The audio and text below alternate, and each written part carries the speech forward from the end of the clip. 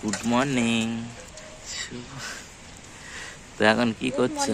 তো এখন আমি এই যে মাছ কাটছি। তো মাছ কাটা থেকে আমার আজকে সকাল স্টার্ট হয়েছে। তো সকালবেলায় ভাত টাত হয়ে গেছে, এখন মাছটা ভাজা করবো, তারপরে ওকে অফিস চলে যাবে। এই যে আমাদের মেনা, তো ওকে যে বস্তা দেওয়া হয়েছিল না ওর গায়ের মধ্যে শীতের জন্য, সেটাও গায়ের থেকে ফেলে দিয়েছে। আর তারপরে তো কাজটা চাচ্ছি আমাদের।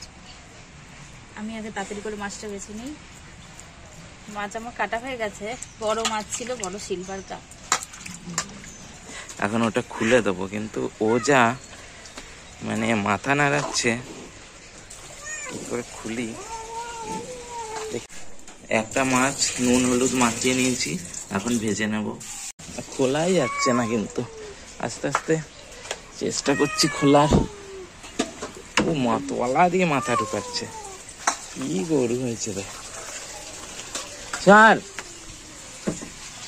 আমি উপর দিয়ে তো খুলে ফেললাম বস্তাটা। এবার ওর একটু ভাল লাগবে। তো সকালবেলা ও খাচ্ছে, খড় খাচ্ছে।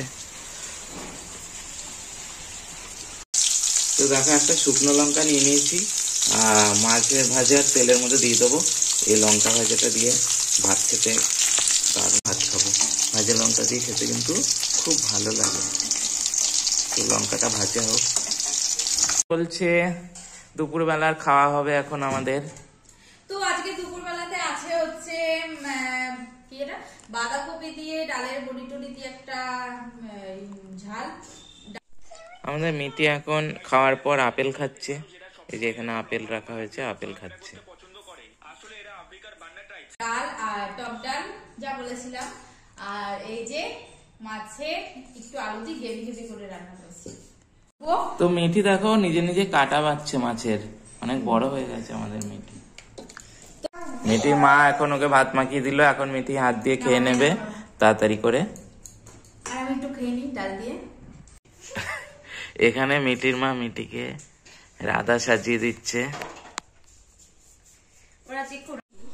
মিঠির মা চা আর বিস্কুট নিয়ে এসছে, তো মিঠিও খাচ্ছে আর ওর মাও খাচ্ছে।